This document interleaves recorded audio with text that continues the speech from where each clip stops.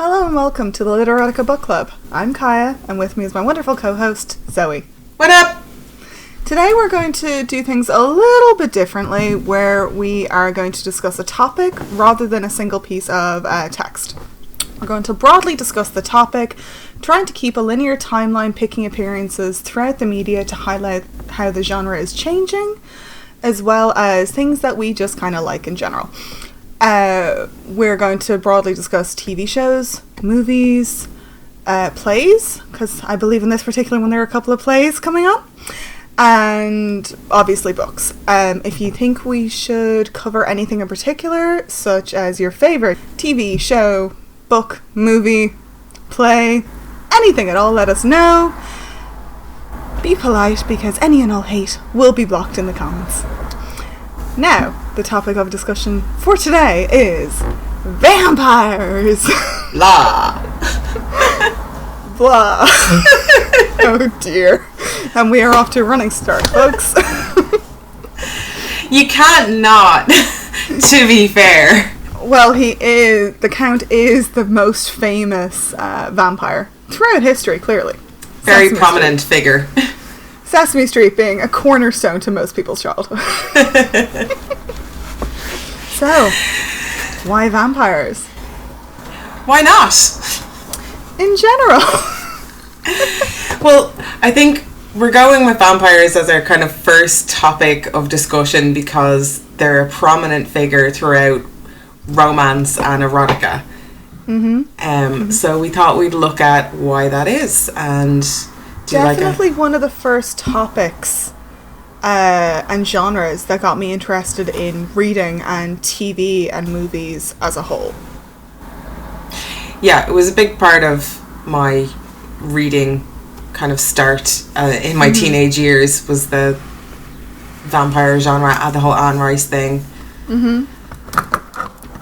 So I think we're going to start with Bram Stoker's Dracula. Now, I know people are going to point it out, so I'm already going to do that. This is not the first vampire novel. This is not the earliest iteration of vampires. Mythology-wise, vampires are thousands of years old to one degree or another, and they kind of pop up everywhere. But this is the first book that we're going to go with because it is one of the most widely known.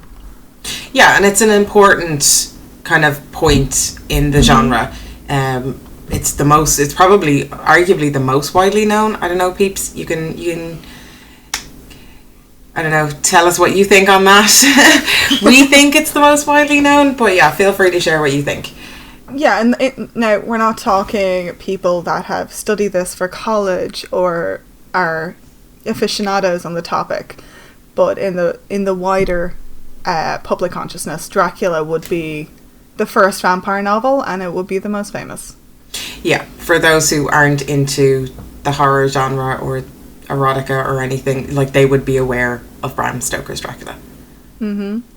Published in 1897, like, it's ages ago. Over 100 years old, still very widely read. Yeah, and still popular. Interesting text type in that it's predominantly told through letters. It's not a very narrative storyline. You don't follow one person in particular, you follow their letters. They're writing the letter to their loved one. They're receiving these letters back. It's more journal entries and letters. Yeah, so you're getting a first-person perspective, and it's also quite reflective of the communication at the time. Like, that's how loved ones got in touch. They wrote letters. So in the book itself, it doesn't necessarily go into how long has passed. Beyond one or two instances where Jonathan is apologising to Mina for having not been in contact in X amount of time because situations have occurred. But realistically, these letters would have taken weeks to a month to transport from England to the backwoods of Romania. Brief history of the postal service there. Yeah. So it doesn't take place over a couple of weeks. It takes place over months and years. maybe? Which I think is not really, sure. it's really important to punctuate time when you're talking about vampires because of the whole immortality thing. You know, you need to be aware that time doesn't pass the same way for them. Exactly. Following on from that, we have the arguable Dracula knockoff, the wonderful Nosferatu. I mean, you can't see it right now, but I think it's safe to say everybody's just doing the like two vampires or two fangs to the front of your mouth. Yeah, while holding our hands up and just kind of creeping along.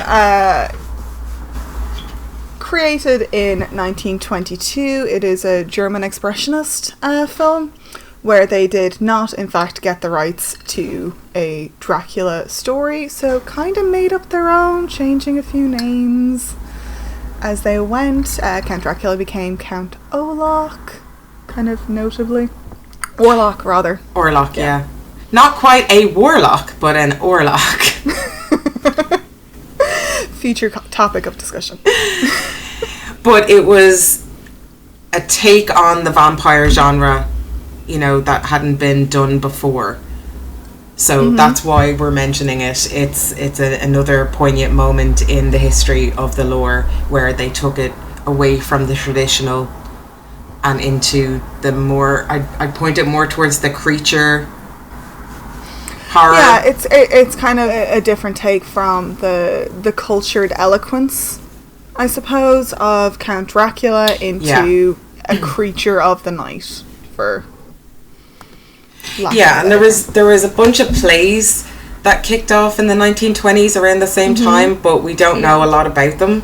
So Bela Lugosi did get his start in 1924 on the stage. That's true. Well, not necessarily his start, but his start as Dracula began on the stage before Universal picked it up as a monster movie. And they were very hesitant to allow Bela Lugosi to do it initially. Well, he wouldn't have been incredibly well known, and they believed that his accent, which became a very prominent feature to the character, would be an issue. That makes sense. And Bela Lugosi is the first one that brought the cape, Dracula's cape, into. Oh, there's a fun fact. Yeah, I quite like the cape. It's iconic. It is iconic. It's the whole drama, the creature of the night. Again, we can't see this, but I'm holding a make-believe cape up over my face. She's very dramatic today, guys. Apparently. Now, throughout the years after Universal's Dracula, there were a number of other adaptations. Most notably, for our purposes, would be 1958's Hammer Horror Dracula, which featured Christopher Lee as the title role. Could not be more villainous. But as is the Hammer Horror way, definitely brought sexy into it. Yeah, and this is what we're kind of agreeing upon as the first appearance of the sexy or the more attractive vampire. Well, it's definitely the first appearance that I know of, anyway, as a more sexualized take on it. Yeah. Again, if you know otherwise, please feel free to comment. Let us know. Point us in the right direction. We are happy to read pretty much anything vampire related. Yeah. Within reason. And that's going to come up later. Yes, it is. What does that lead us into next, then? Anne Rice. We're looking at 1976. So we're veering from 58 to 76 on our timeline. Very sexy vampires. Very. Very, very sultry. Not so much the vampire as a monster, although you do see that with the way Lestat is kind of portrayed.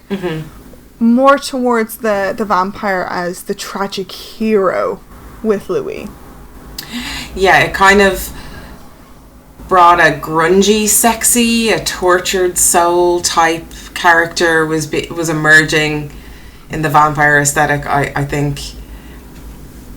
I don't know if Anne Rice was the first one to no, have but the torch. Well, in my she experience. might have been. Yeah. She was definitely the first one that I know of that had this brooding vampire aesthetic going on, while bringing in potentially and arguably a very, very romantic time in literature, you know, corsets and giant houses and, you know, rogues and rabble.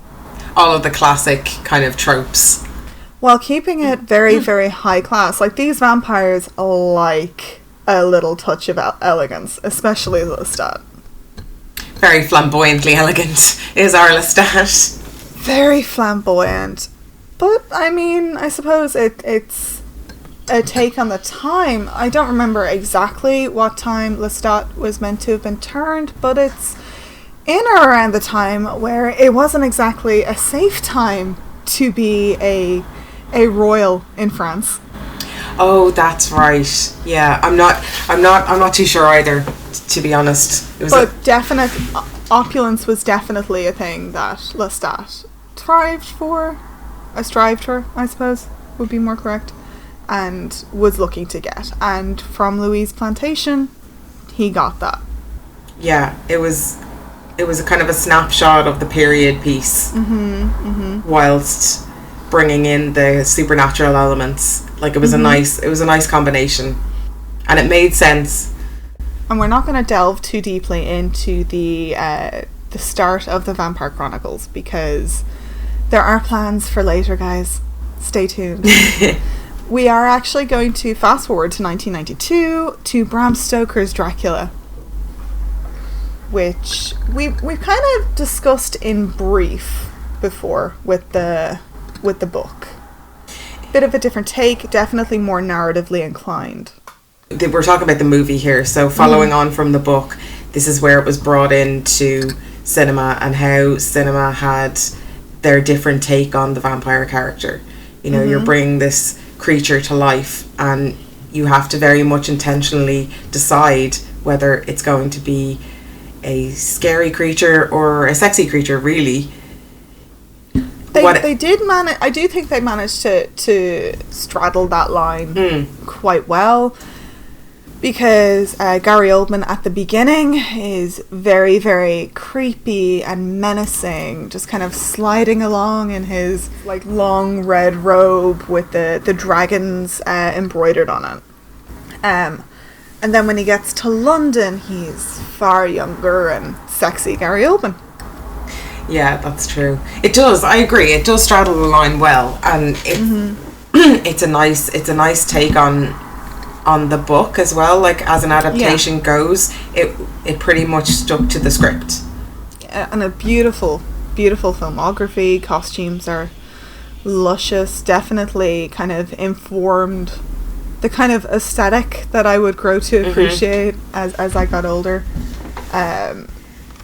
One hell of a cast, guys. If you haven't seen this movie in years, it's got Keanu Reeves, Gary Oldman, Winona Ryder, and then you have Anthony Hopkins, along with the beautiful Monica Bellucci.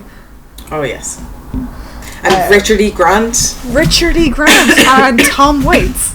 Like, it's motley crew. Cast. Yeah. But as far as like romance goes, this would be very, very rooted in romance, not just because of Jonathan and Mina, but the romance that doesn't happen really in the book between Mina and Dracula, where she's very, very hesitant to go after him because she's the reincarnated, spoilers, she is the the reincarnated love of his life in the movie. That is not a part of the book. Which is it was important. added in for drama. Yeah, and to up the romance as well. To up the romance and to make you feel a little bit more sympathetic, I think, to Dracula as he is presented in this. He's not just the vampire from the book. He's, again, a tragic, not necessarily hero, but he's a tragic character in that he did all this for the woman that he loves.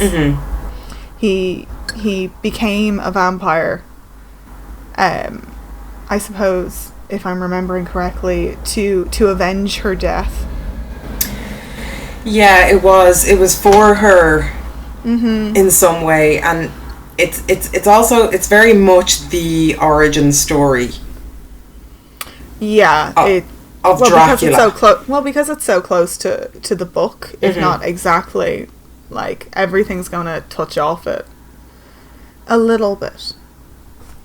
Especially if they're doing like a Dracula adaptation in some form. Yeah. What do we have next? We have, in 1994, the movie Interview with the Vampire came out. Ah, yeah. Which is taking Anne Rice into the 90s. All the beautiful boys. Yeah. Starring Tom Cruise and Brad Pitt, which you think would be a, action movie or a romantic movie. Well, now, yes. Now, definitely. Yeah. That's what they're known for. You also have Antonio Banderas. Which we won't talk about. I didn't have the problems that you had. So, Kaya and I differ in our opinions of whether or not that this was good as an adaptation of the book. Because the character that Antonio Banderas is playing in the books is a 17-year-old, very pale, Russian origin, cherub-looking boy. Beautiful boy. Kind of like if you imagine what a Russian K-pop idol would look like with red hair. Yeah. Yeah. Soft auburn curls cascading down his face.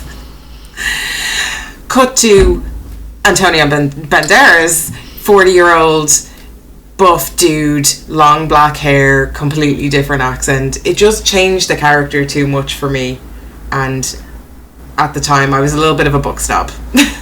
I didn't have that problem. Just a smidge. You still are. You still are. But no, I suppose I had seen... I knew of the movie before I had read the book. So I had seen the casting. So while reading the books, even though obviously it says and describes Armand, I was seeing Antonio Banderas as it went. And do you know what? Seeing Antonio Banderas in your mind's eye is not the worst thing in the world to be imagining. I mean, I'm not saying it's not. It's just it's so the opposite of what the character was supposed to be. Like, he wasn't... The whole point... And again, spoilers if you haven't read it. Like, the whole point of Armand was that he went from the innocent boy to the tortured man very quickly. Now, this is more of a spoiler for the Vampire Armand than it is for any of the original trilogy in the Vampire Chronicles. But so when we got to meet him in Interview, he was at his tortured point. He was at his manly point. So I suppose representing that part of the character was accurate, but you missed the journey. You missed, like, the context of it, I thought. That's very fair. Maybe we should do an Interview with the Vampire movie. In-depth covering. An in-depth look, perhaps. Yeah. Could be fun. Yeah, it could be fun. Let us know what you think. And now for my very, very, very early recollections of vampires would be Buffy the Vampire Slayer. Yay, Buffy. A TV show that my mother was very much convinced that I should not be watching. That's because you were but a babe at the time. 'Tis true. But man, it was good. Yeah, such a good show. I mean... We're not discussing the movie. We know it exists. We're not talking about it. In our timeline, we are jumping straight to 1997. Iconic. And iconic in that it reached so many people. Like, this spawned side projects, other TV shows like Angel, which we'll go into in a bit, comic books, and then novels. And then after the series ended, like, it continued on in comic book form because that's how popular it was. Like, the fans were wanting more and more after it finished. Like, there's still fans out there shouting for a reunion. A Buffy reunion. Yeah. Yeah, which would be a really interesting way to do things considering how Angel ended. Yeah. I mean, sure. There was an Angel reunion recently. The cast did. The But cast- it wasn't like a movie. Or No, like they just did a roundup and talk about the show and the characters and that. It was quite good. I think there was a Buffy one as well, but I don't think I didn't. saw it. I didn't see it. But it was very, very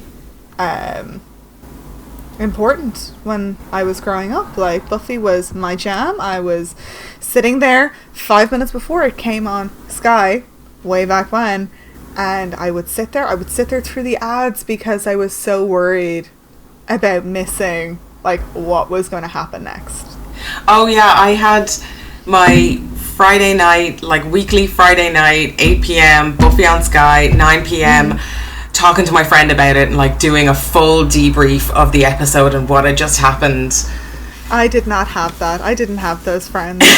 Now you do. Well, now I do, but like now you can't get us off the phone to each other. Ooh, friend. Ooh. Joss Whedon's writing has an awful lot going for it in this one. Like, I know he wrote the movie, but this was just him. Yeah, he really brought the vampire into the modern era. Like, this is very much a girl in her real life dealing with the vampires, you know?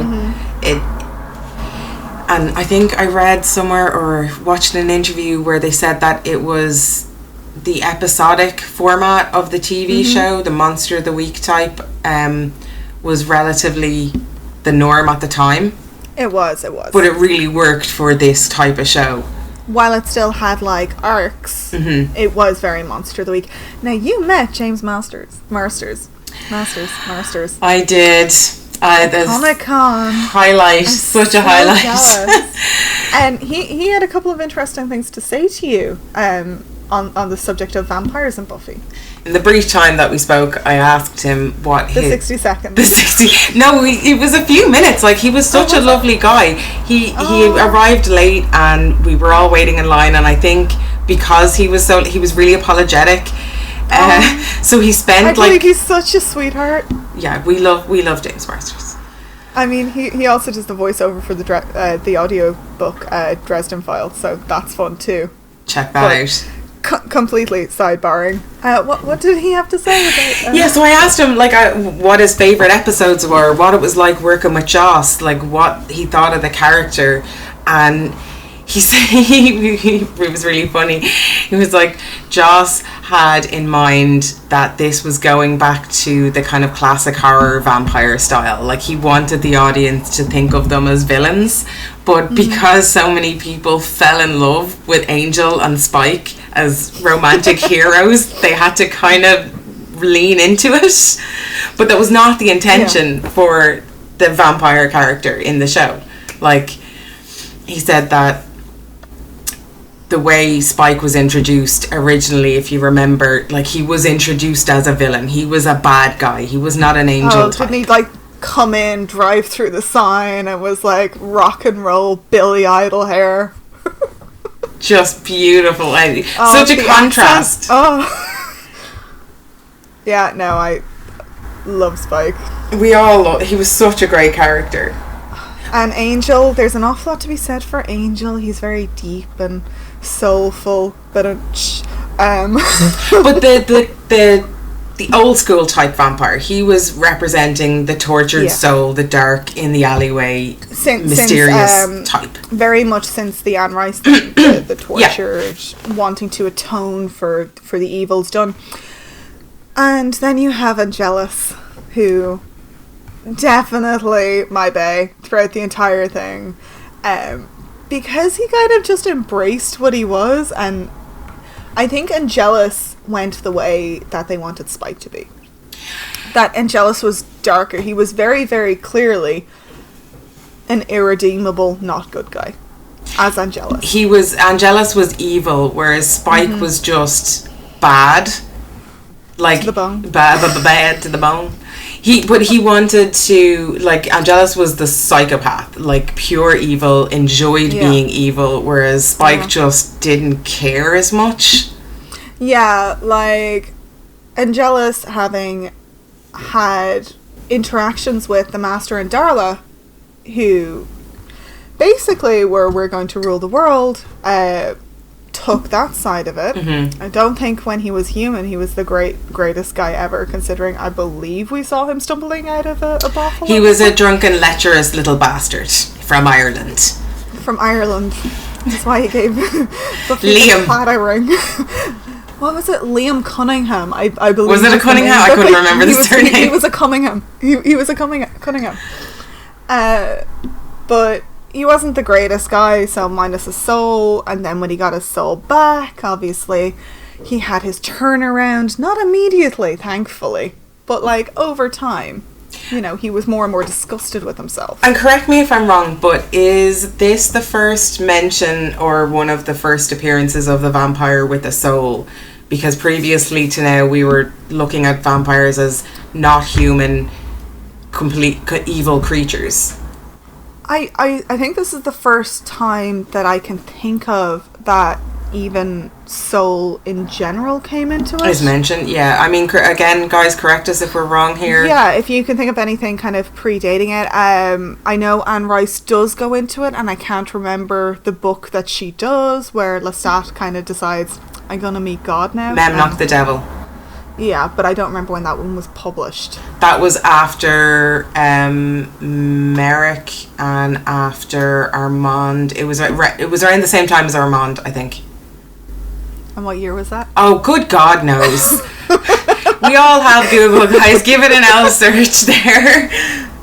But it although for Anne Rice with her stuff, just to slightly touch on this, that had far more to do with her personal what she was going through at the time, that she was religious and then she kind of lost it a little bit and then she went back, and I don't want to speak on her religious beliefs. That's on her that's for her to talk about, but she does mention in interviews that like the way the stories kind of go to and fro from being, you know, godless devils to meeting God, it reflects her beliefs at the time. Yeah, she was influenced. That's what influenced the writing. Yeah, exactly. Which made an interesting arc for the character. It definitely did. If you haven't read Memnoch, I would recommend it. It's my favourite book in the series. Really? Yeah. It was great. Interesting. Lestat meeting God, like... I wonder if it stands up to a reread now. Watch this space, I guess. Yeah. From Buffy, we have 1 year later, Blade coming out. On the big screen. Big screen, vampire movie, comic book movie in 1998. The first comic book movie that was definitely aimed towards adults. Where Joss had taken the vampires into the kind of, I'm not going to say pure horror, more supernatural level.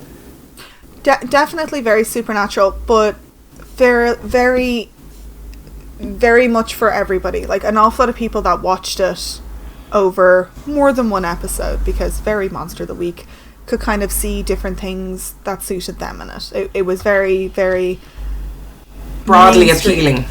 It became very mainstream. Like people that you wouldn't have spoken to about vampires before would have heard of Buffy and would have an opinion on it.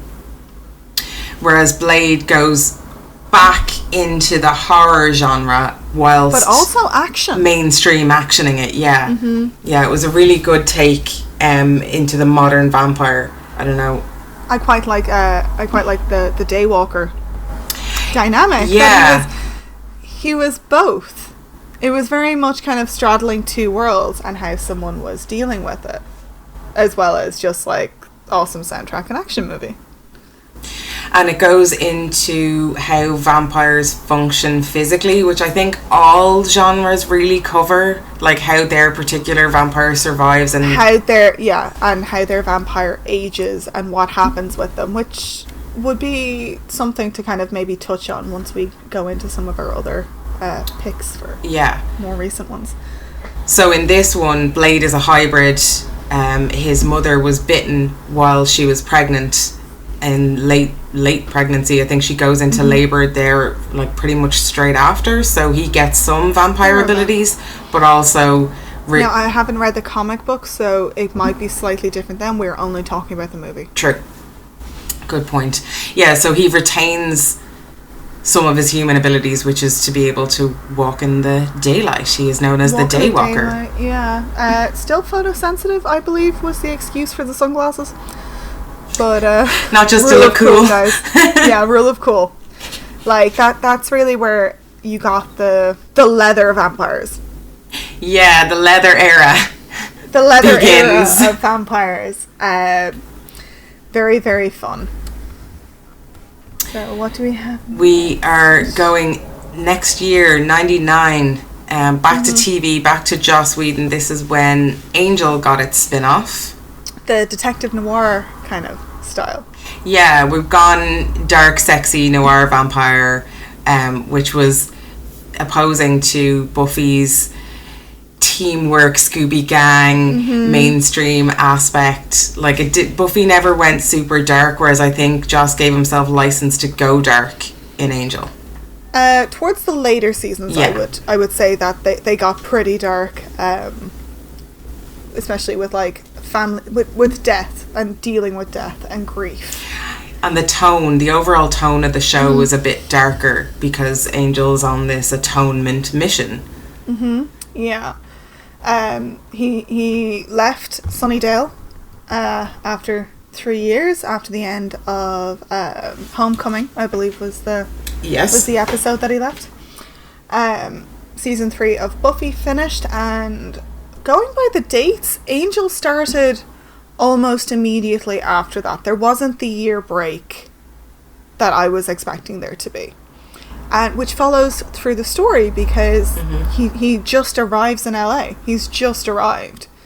And the whole thing kicks off. And it follows the monsters, for lack of a better term, far more. And it goes into how the monsters aren't the only monsters. Like you have Wolfram and Hart.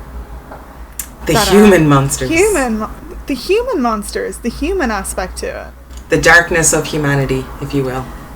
Yeah, and what humans are willing to do when they have a soul. When they have a soul, like some of these would have made very interesting vampires, I think. Probably wouldn't be too much different in the Joss Whedon world. Just quick point out that the vampire is the person they were without a soul. Like they're essentially the same person. Yeah, it's sort of you're you. But you don't have the guilt. Where there's guilt, there's either apathy for what you're doing, or you're kind of loving the thrill. Yeah. So anything, like your soul, I suppose, for lack of a better term, in the Whedonverse, is what gives you your conscience. So an awful lot of vampires are what they would be without that. So Darla with a soul was a bit of a sweetheart. Yeah. Whereas she was very much depicted to be very much not a sweetheart. This would have been an original, like, higher level vampire doing evil, spreading evil. To touch back on Buffy, she was like the right-hand man to the Master, effectively. Who was the big bad. Who was the big bad. Until she, to quote, ground his bones to make her bread. A la Xander. Ah, yes. Ah, Xander. And then you have someone like Drusilla, who was driven to insanity by Angelus. And as a vampire, like, that insanity just got worse until there's an episode, and very much correct me if I'm wrong on this, where she starts to lose the insane touch a bit. She's been getting stronger since Lie to Me. She had been getting stronger. Lie to Me was the one where they took Angel's blood to make her stronger, and she Yeah. lifts Spike out of the... Yeah. She had been getting stronger since then, and she had been getting more sane. But more sane Drusilla was far more like Angelus. Yeah, she was dangerous the more lucid she became. Yeah, like she still had that touch of insanity, but it wasn't that, oh, you're kind of crazy and you're a vampire. It became very much like, oh, you're kind of crazy and you're a vampire. Yeah, and when we say crazy, we're referring mostly to her ability. Like, it was hinted at before she was turned that she had a kind of a precognition ability. Yeah, it's the reason that I think he went after her to begin with. Yeah. That she had shown that she could do this. And maybe whilst we're talking about the kind of action hero-y style of Blade and that, and touching on Buffy again, Yeah. the vampire abilities consistently... Oh, so wildly. Consistently, strength is one of them, though. Like, that doesn't seem to change. physical strength? Physical strength seems to be Physical across strength seems to be the board. across the board. Yeah. Yeah. Definitely. I would definitely agree. To one degree or another, because we do see instances of older vampires becoming weaker, Yeah. but we also see the complete and total opposite as well. So a lot of people, to make their vampires individual and not kind of derivative of another person's vampire, will add a new, fun, interesting, glittery dynamic to what happens. But I think we should touch on something a little bit more light, which would be 2001's Sookie Stackhouse Vampire Mysteries novel, which was Dead Until Dark, was the first one. That's right. There was a lot of deads in those titles, weren't there? Every title, I think, had the word dead in it. Dead Until Dark or Dead After Dark? I think that was a different one. Dead Until Dark was the first one because all the vampires in the Sookie Stackhouse verse are dead until dark. Yeah, so whereas the Buffyverse vampires did go to sleep during the daytime, they could still be up and awake, whereas in... And the sunlight rule kind of existed, kind of didn't. It was very plot dependent, and sometimes any sunlight would affect them. Other times, a blanket would do. A run for cover situation, yeah. Whereas in the Sookie Stackhouse novels, if any sunlight got near a vampire, it started burning almost immediately. Yeah, and as vampires, during the daylight hours, they were corpses. They only exist at night. They're only alive at night. Yeah, essentially they were dead in the day. They were quite vulnerable in that respect. Very, very vulnerable. It's why it kind of leads back into something we haven't discussed before, which is like a vampire sleeping place. So it kind of went back to the, this is secret. The vampire sleeping place is either very, very, very well fortified if people might know about it, or it was very secret, or they had multiple ones. You could have multiple safe houses that you could go into, sleep, and not be touched by a human. This kind of untouchable aspect, I think, kind of leads into the mysterious, sexy vibe that you get from vampires. Well, the Sookie Stackhouse novels are definitely the first ones that I would consider sexy romance novels. Yeah. Like, Anne Rice was very romantic. And there were definitely sexual not plot points, but there were vibes. Yeah. There were definite vibes happening. There is straight out sex in the Sookie Stackhouse ones. I mean, at least two sex scenes per book. The first one was kind of weird, but sure. True. Sure. But that's a speaking of the time, a sign of the times, isn't it? Like what are we talking about? 2001 versus 1976. I don't know. There.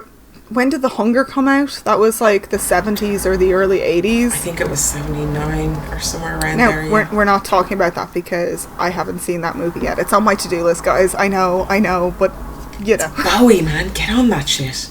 I know. I know. It's why I want to see it, because it's Bowie. Although not genre defining in any way, it's just it's an arty kind of stylized mini movie. It's like a snapshot movie. It's not like a saga story, you know? Oh, it's like a slice of life type thing. Oh, okay. But yeah, going back to Sookie. Different personality types, which is not something we saw in the vampires previously. And different kinds of physical powers. They seem to vary from vampire to vampire. A la Anne Rice, a little bit. Yeah. Like they all seem to get or not get a special ability of some kind. Yeah. Although in this one, touching on the older vampires, in the books at any rate, they do seem to get slightly stronger. But I believe the TV show took that to a different extreme. Yeah, and the TV show kind of, whilst keeping everything hyper-sexualized, also... Well, it was HBO. Yeah. It was HBO, guys. Like... You're going to see some boobs. That's... Yeah. And more. A lot of boobs. But I'm trying to remember where I was going with that now. Yeah, it also leaned into the gore. Like, heavy on the gore. Yeah, whereas the books... There was gore 100% in the books, but it wasn't a focus. It was just sort of a thing that happened. Yeah. Like, I believe in the first book, Eric kills someone in front of Sookie. This is either the first book or the second book. Eric kills someone in front of Sookie, and she is covered in viscera. Just... covered. When they deal with the werewolves later on, she's shot to shit. Isn't there something about her like picking entrails out of her hefty cleavage? Out of her hair and her hair, cleavage. Yeah. Also, guys, I actually really enjoy the Sookie Stackhouse books, but the writing that opens the first one, I tried to reread it and I had to skip the chapter because she's pretty, she's blonde, she's busty, she's good looking. That is. She's your trope. Yeah. That's the entirety of her Mary Soonis. She gets more interesting as the books go on, as she should, but just the way it opens, like, if you're going to do a reread, skip the first couple of pages. You don't need to read it. It's fine. A vampire shows up in a bar. Ding, ding. That pretty much sums it up, like. Yeah. The other books in the series, every book that I can remember has at least 2 or 3 sex scenes, if that's what you're interested in. Like, if you're in it for the smut, technically, yes, there is smut. But it is more about the romance. The decision that she has to go through. The bad decision that she makes. Let us know what you thought of how that series ended if you read it. Yeah. It's a polarizing one. Ugh, yeah, okay. Going back to something a little bit more horror is 30 Days of Night. Oh, great movie. Great comic. Haven't seen it. So... No. I've seen bits of it. I've seen clips of it in, like, review things and everything like that. But I haven't, to the best of my recollection, sat down and watched this movie or read the comics or the books. The comic and the movie end differently. I heard that. I don't know what the difference is, but I have heard that what you're having read the comics, what you're expecting the first movie to end with has been very polarizing for people. I would say, if I was to give a recommendation, I would say do read the comic first because it's quick and easy to do, and it gives it's 3 volumes, like, it's not huge. Yeah, and it gives you the story, bam, bam, bam, Act 1, Act 2, Act 3. And then in the movie, you see that condensed, and they change the ending, but it really works with the tone that they're trying to get across, I think.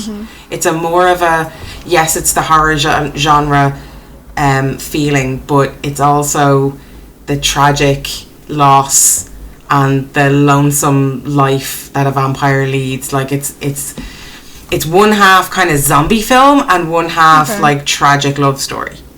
Okay, so it's not just... Because from what I had seen, it was just a monster movie. And I'm okay with that. I love a good monster movie. Who doesn't? Yeah, But it sounds like there's more nuance if that's what you're looking for in a movie. yeah, it's interesting. It's definitely worth a look. Like, they do the vampires, like I said, like zombies. They are mindless killing machines. You see one, you get the... Looking for food Yeah, you type thing. leave immediately. And they do a really high tension plot in that the characters are in a remote location. I want to say Alaska? Somewhere Yes. with snow. Yeah. No, I think you're right with Alaska. It's somewhere that when the sun sets... Yeah, there's 30 days of night. So that's the... Which, in fairness, guys, especially if you're from there, you know that it doesn't last that long, but there is definitely a couple of days where, if not full darkness, it is just dark for a while. So the vamps are very purge happy during this time, and they kind of have free run of the place. So it's about the main characters and how they, stop them or not stop them. It is important to note as well that this seems to have come out bang smack in the middle of what would be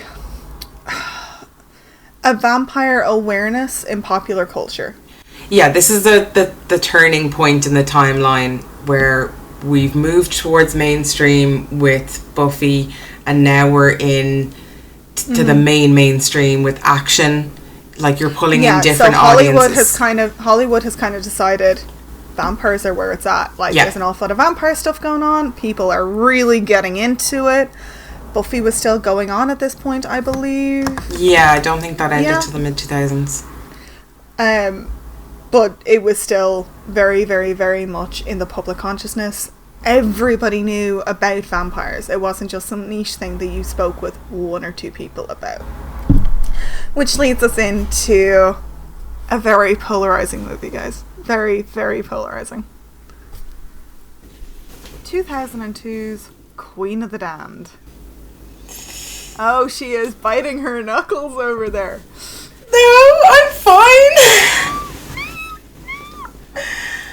I liked this movie, not necessarily as an Anne Rice movie, not as a book movie, as a trashy vampire movie. Loved the soundtrack, loved the style. Stuart Townsend in like a mesh top really did it for me. Aaliyah was fantastic. I'm glad that they picked someone like her for Akasha, who's familiar. Like, she would be very, very... everyone knows who she is. She was Aaliyah. Yeah. No, that casting, genius for that. A popular figure already, a figure that already was associated with celebrity, you needed for a queen role like that. Yeah. So, why the cringe? Oh, I think it was a wrong place, wrong time type thing. As I mentioned previously, I am a little bit of a book snob, and I like my books to be adapted to screen correctly, or at least without losing the meat of them, like whatever, if it doesn't affect the overall story. They did throw what amounts to not even the last 10 chapters of The Queen of the Damned and The Vampire Lestat into one and made it a movie. Yeah, my main gripe with this is that we got Interview with the Vampire. We did not get The Vampire Lestat, and then we got Queen of the Damned. And Queen of the... Which is kind of a horrible... It was a horrible progression or transition or whatever way you want to call it. You needed Lestat. You needed what happened in Lestat for Queen of the Damned for you to give a crap about Queen of the Damned. Because that's what we all need. Another origin story. It's not, though. That's the point. Like, Interview was the origin story. Lestat introduced the wider verse, the wider vampire verse, and you got the gravitas of the characters. You got the history. You got why they were a big deal. Akasha and... Oh, God. Enkill. What? Enkill. Yeah. The twin. No, that's Maharet. I'm talking about her husband. Oh, yes, You're yes. talking about Maharet and Maharet and Mekare or Makari, yeah, whatever way you pronounce. If anyone actually knows how this is pronounced, I will love you forever, because I have had arguments about this. So many. Maharat or Maharet, we're kind of agreeable on. In the movie, it was Maharet, I think. Well, that's how I always read it, so that's what I'm going to keep saying, Maharet. Yeah. Yeah, it was just that we were missing that piece of the story in order for this to make sense. It felt like this was a big, epic finale to that 3-piece series, and you can't have the epic finale without the build-up, and we didn't get the build-up.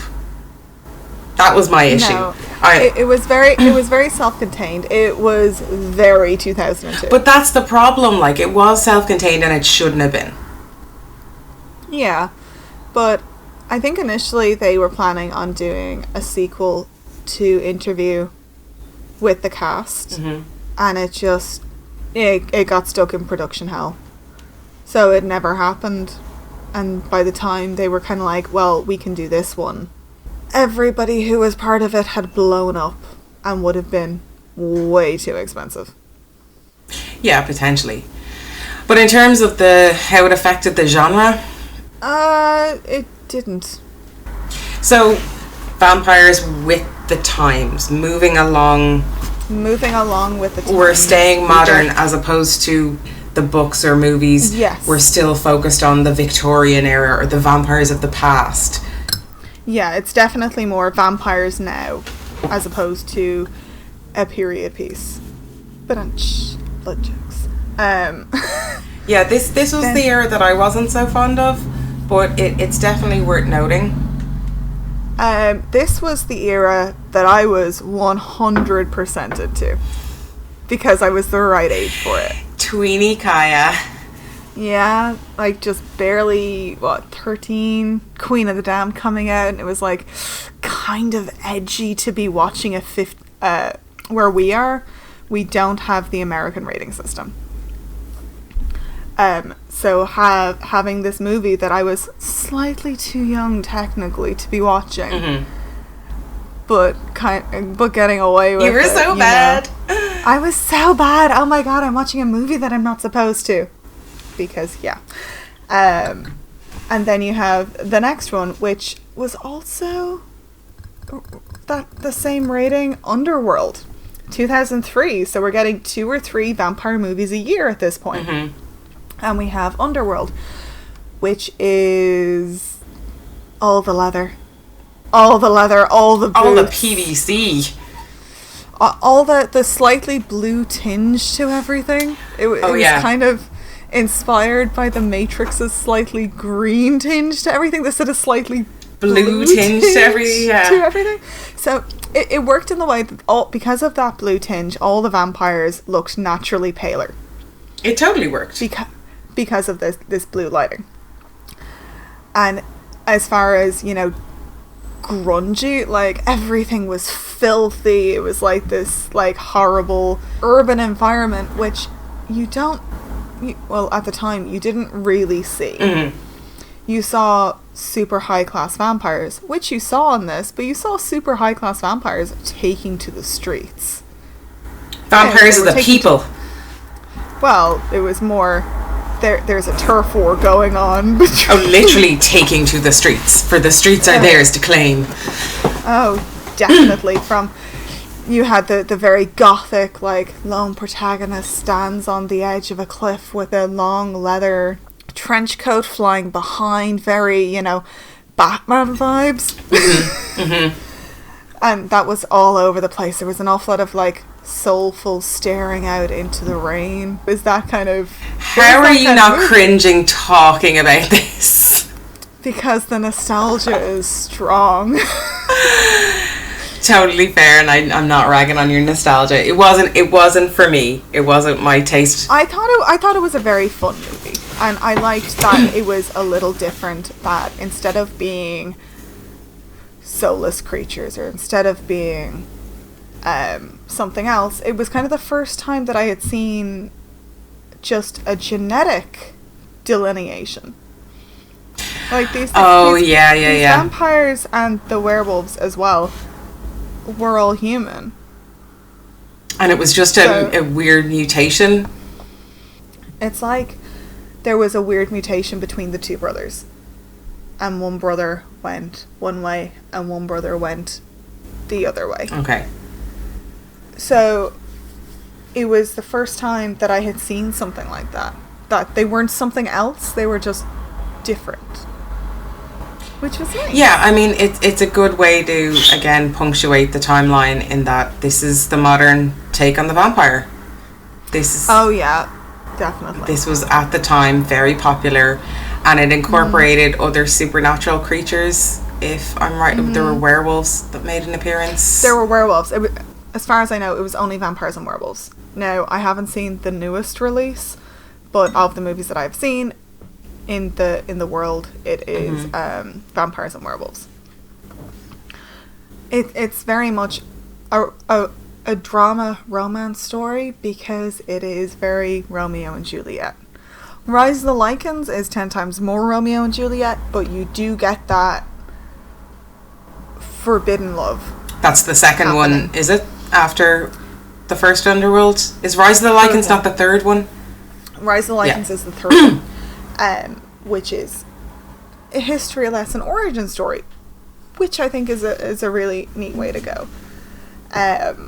But you have all the vampires in leather and corsets, which brings us nicely into another Kate Beckinsale in a corset movie, Van Helsing.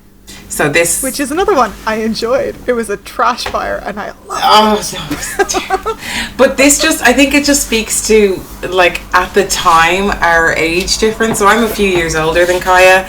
So our tastes would have been very different in those defining teenage years.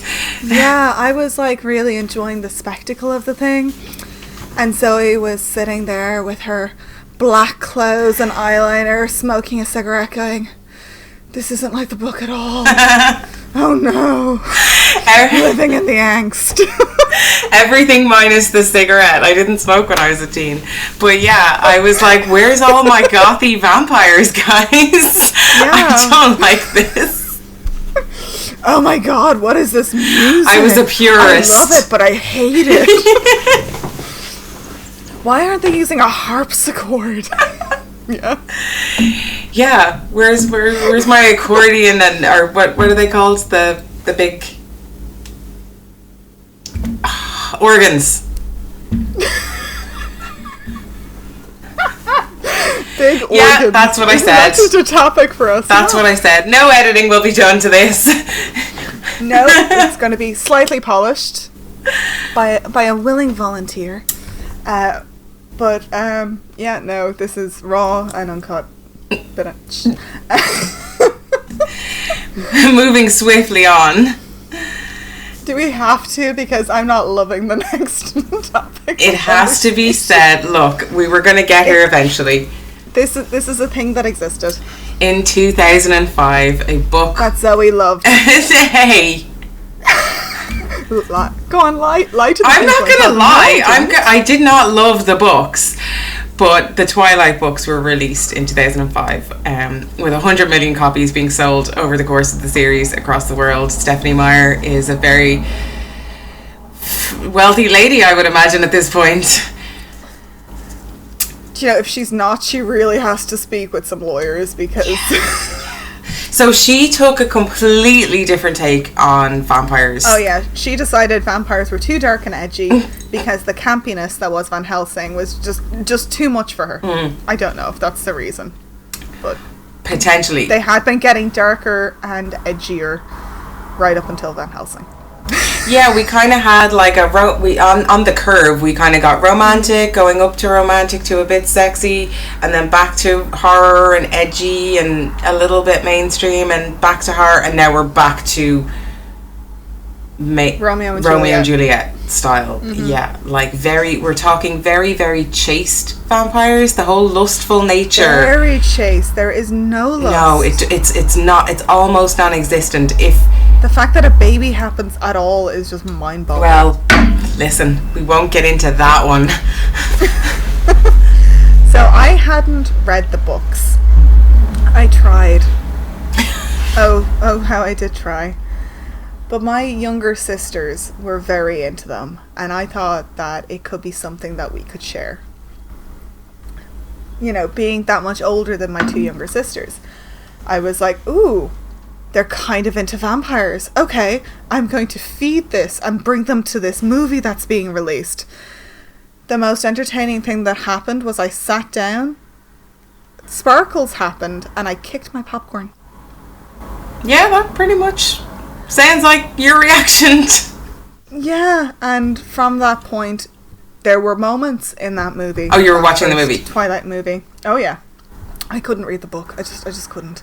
But there were moments in the movie that I really enjoyed, like the baseball game. I thought was great brilliant. Scene, great soundtrack So to the much scene. fun. But anything that wasn't just a fun movie bit, I hated. Anything that took I itself hated too the vampires. seriously. No, I hated the vampires. Well, they sparkled, and that was a bit of a problem for most people, I think. I think that's safe to say. Like, nothing against the writer. The fact that they sparkled was a huge problem for a lot of people. It clearly spoke to so many more people. And I think it's this... Because vampires had gotten darker, edgier, not necessarily kid-friendly, this was something that younger kids could watch. Yeah, everything was very PG. It was very fade to black, and things were hinted at rather than overtly said. And there was a lot of Victorian level furtive glances and long loving looks. And covering your nose because you adore how someone smells so much. Yeah, they in the books and the films. Guys. I don't hate anyone that likes this movie series or these books. It's all personal taste. It's just not mine. I just couldn't. It was a lot. It was a lot to deal with. Well, if you think about it, you're a fan of the more classic side of the genre, and in your tweens, you were at that right time to accept the change that has been presented to you in this edgy. Yeah, I was that kind vibe. of the right age at the right time for vampires to blow up, and that's really when I was growing up, and in the 80s and 90s when we were both growing up, you didn't have this is 100% unsuitable for kids that you kind of have now. So we probably got a little bit, rightly or wrongly, we got a lot of exposure to an awful lot of quite violent themes growing up. Yeah, so maybe our viewpoint is slightly biased in that we're coming from a more jaded or... Like, I suppose for me, Twilight is very sanitized. Yeah, it's taking away from the what's true to the vampire aesthetic or character. It's too much in the other direction. For me anyway. I mean, I found it entertaining to all hell. Like, I mean, I enjoy a vampire story. You got drunk when you watched it. What? That's just because you got drunk when you watched it and made a game of it. I did. You did. You kind of have to. You know, whatever gets you through. So you're saying my bad was to arrive at the cinema sober with my two young kids to watch the first movie. No. Is how you're saying it. But again, me being that much older and very legally allowed to drink at this point. I was allowed drink though. Yeah, but like this is why we went out for drinks and then it was like, oh, let's go. Oh, okay, right.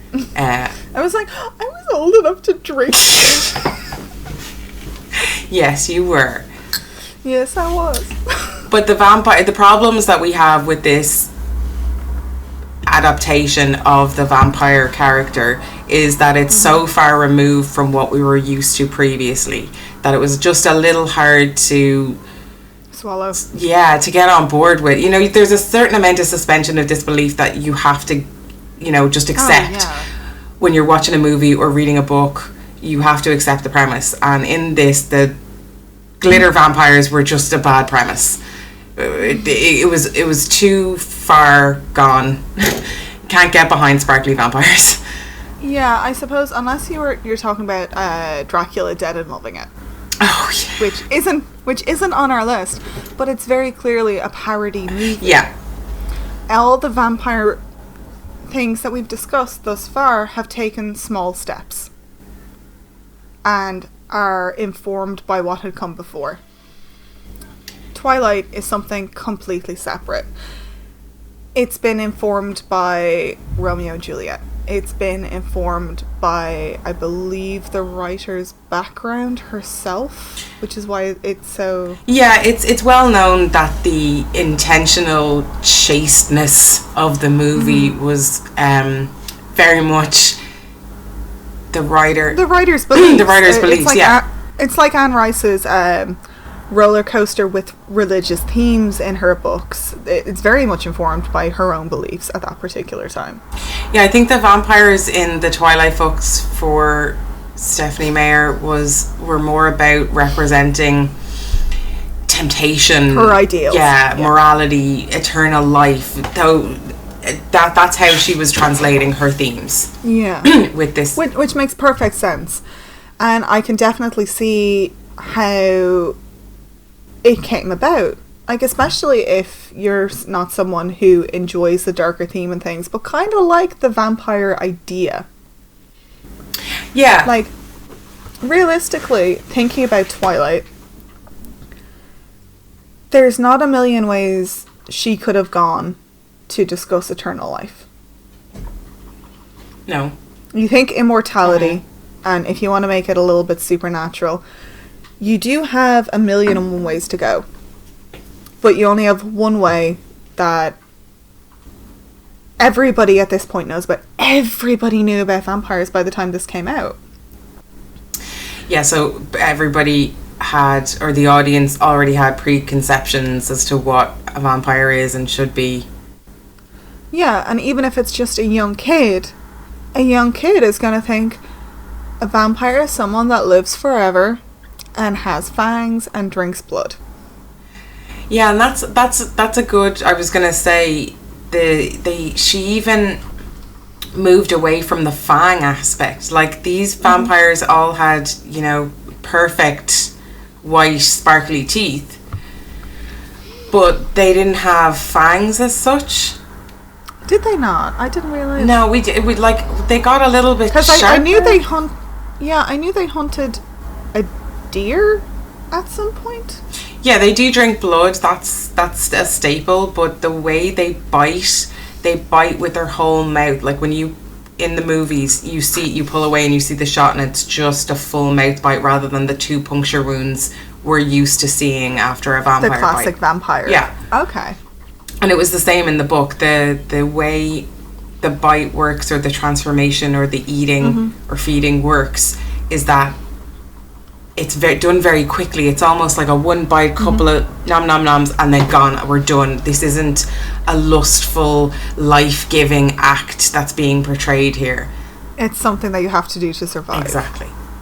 Right. She's not romanticizing the vampiric aspect at all. Yeah. And in a romantic style book, it's very unusual to kind of remove the fluid exchange between the partners, for lack of a better term. Yeah.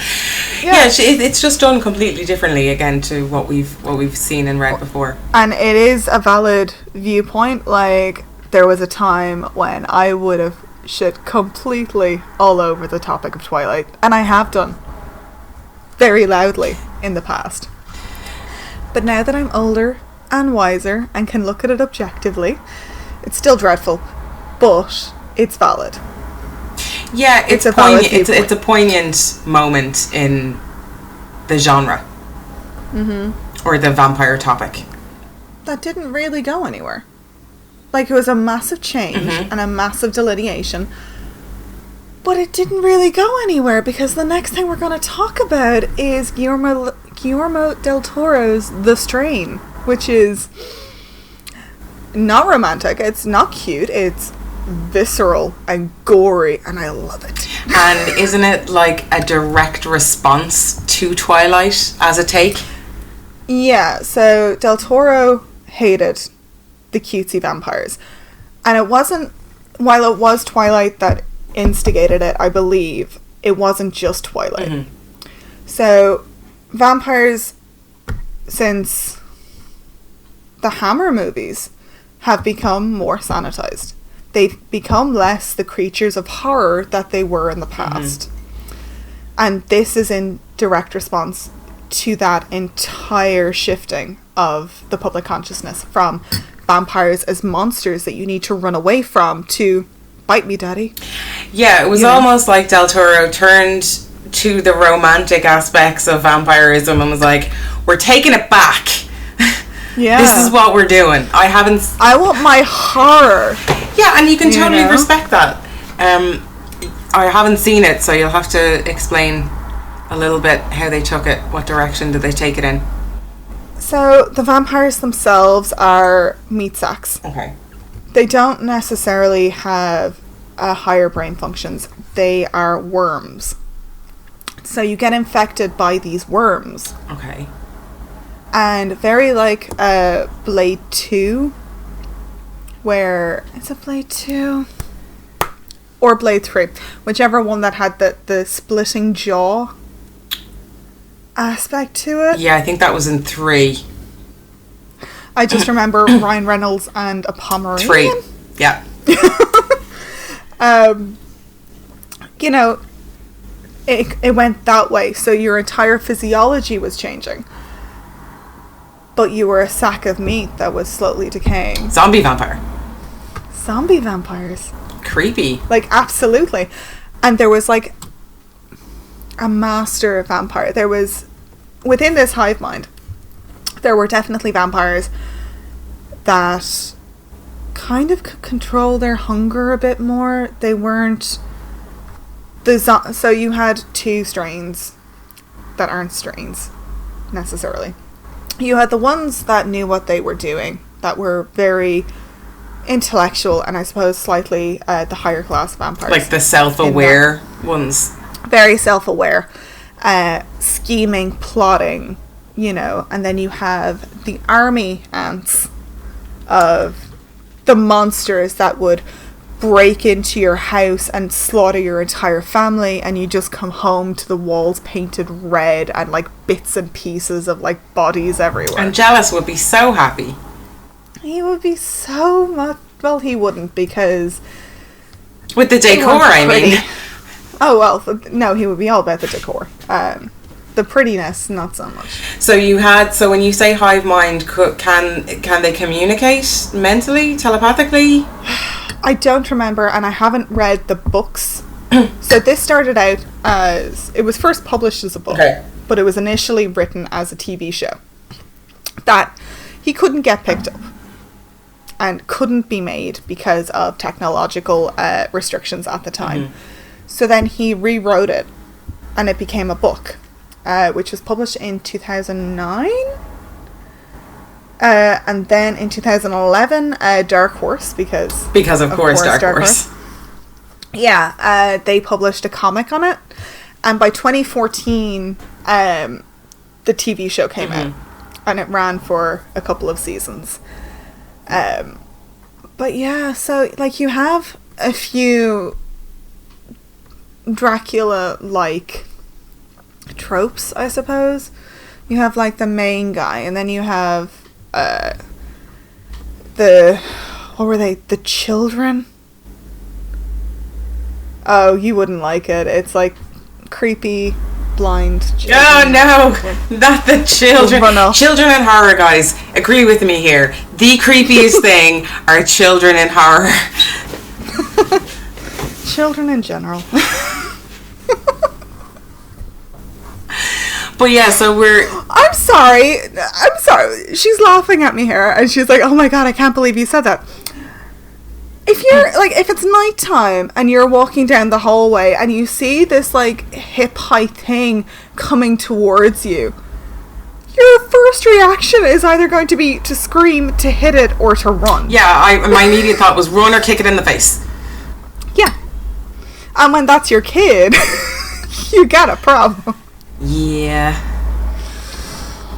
But yeah, like, he tried to bring a lot of horror back into The Strain. Now, I didn't see the later season, so I don't know where it went, but you have your Van Helsing kind of person who knows how to kill them because something that happened during the Holocaust.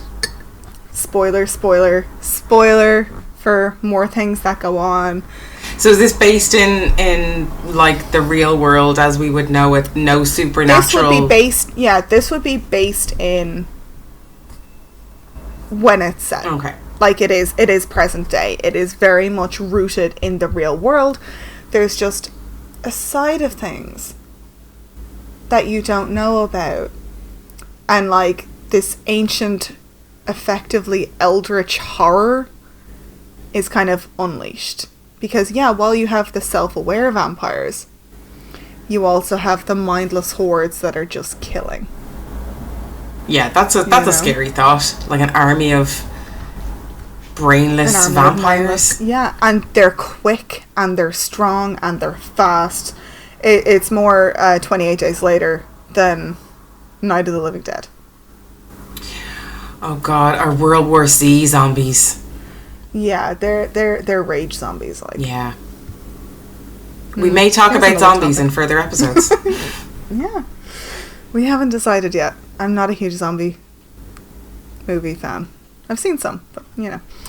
Which brings us into far more kind of recent things. So, The Strain finished in 2017, but at the same time, to counter all of this, in 2009, Vampire Diaries became a thing. Now, I can't really say a huge amount about Vampire Diaries other than it's teenagers and it's sultry and sexy and there are vampires there. And this finished in 2017. I think it's based on a school. Yes. There are like opposing schools and vampires are a thing. And it's again that kind of teenage angsty storytelling. You know, like we would have been looking at Buffy, Angel. Yeah. You know, now around this time, this is what Vampire Diaries is like the 10 years later. Yeah. I haven't seen anything, so I don't know much about it, but this is what's, like I was saying, this is what's going on at the same time as The Strain. Like, you still have the competition in this genre as to what and vampires are. True Blood at the same time as well. Like, the True Blood TV show was released a year before Vampire Diaries. Yeah.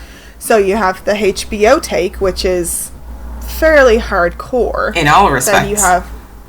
Yes. Although, in fairness, those, like, birthing orgasms, if that's the way that went, you know. Yeah.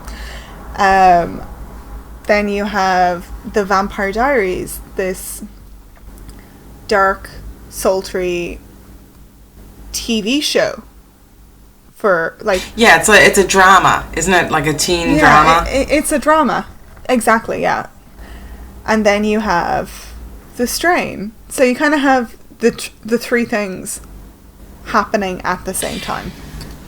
And there are still Twilight movies being interspersed at this point. So up to relatively recently, each kind of variation of the vampire character is still being represented. So I'd be kind of curious to know in the next 10 years what the next take is, or if there will be another take, or maybe another creature will become super popular. Fingers crossed for werewolves, guys. Werewolves deserve their time. They do. They're except for, you know, the classic movies. They're kind of just a side piece. They're a little bit on the side. Except for, like, maybe an indie horror movie here and there.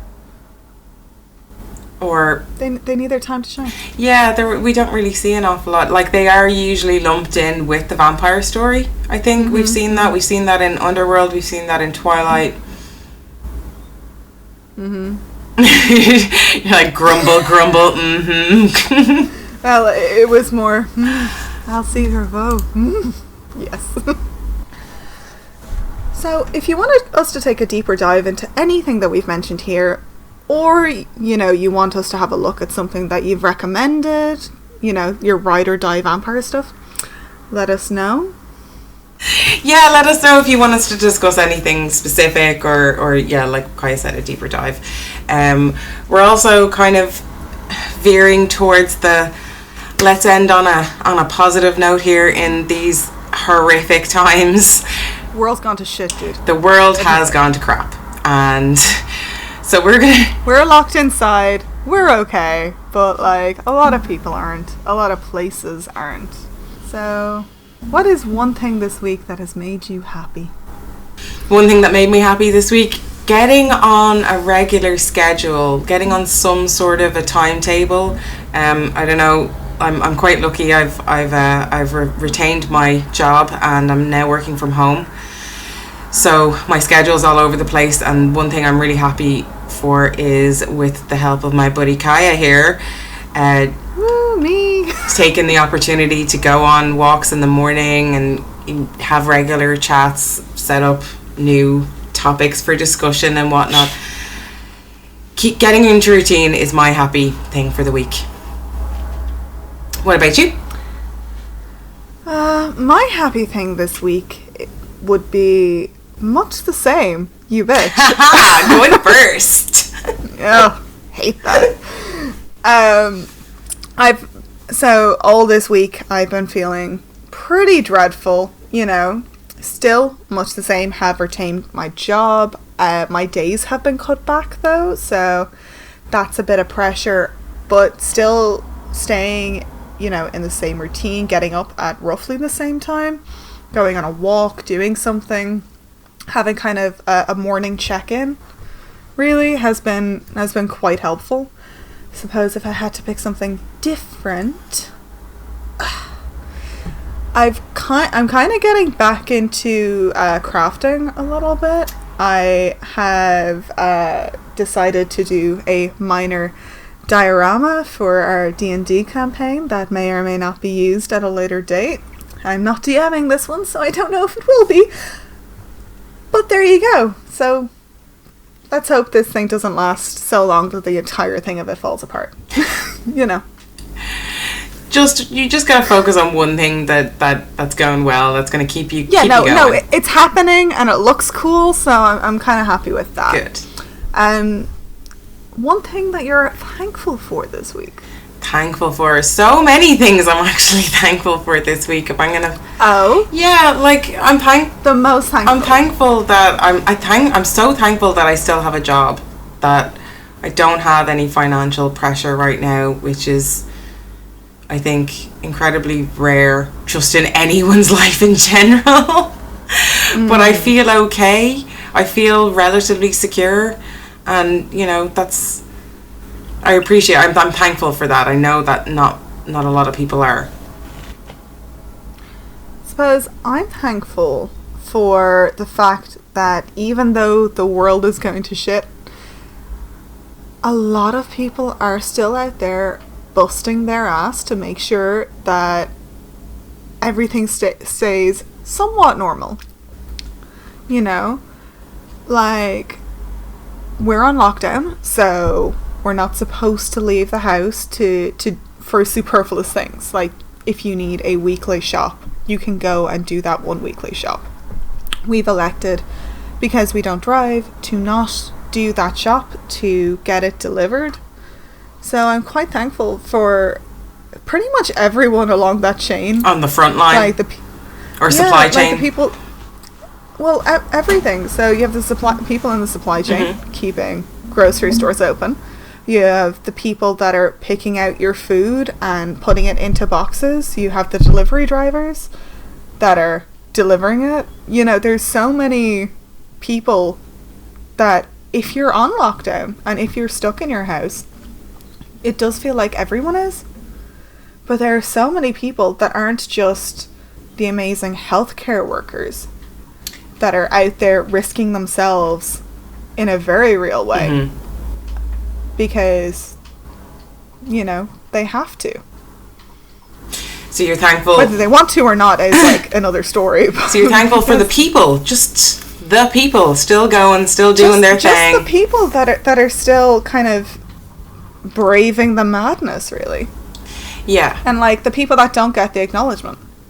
Like your bins probably got picked up. Several times this week. Many bins were collected. Recycling, glass, everything was done. Everything, with the exception of people going outside, still seems to be going. Couriers are still working. Yeah. Like sanitation workers are still working. So. And these are people that don't get acknowledged. Big shout out to the peeps who are still keeping us going with all the essentials. And I'm very thankful, because otherwise I would get hangry. And when I turn into a hangry mess, it is not fun for anybody. Nobody likes a hangry mess. No. So I suppose that's it for us for today. On that bombshell. I really hope that isn't the time that we have been doing this, but sure, there we go. It is. And we will see you next time. Yeah. This may be a more frequent occurrence than the actual book reviews, because it's an awful lot easier to do. But keep us posted, and if you like it. Yeah. And we'll see you next time. Bye-bye. Stay safe. Bye.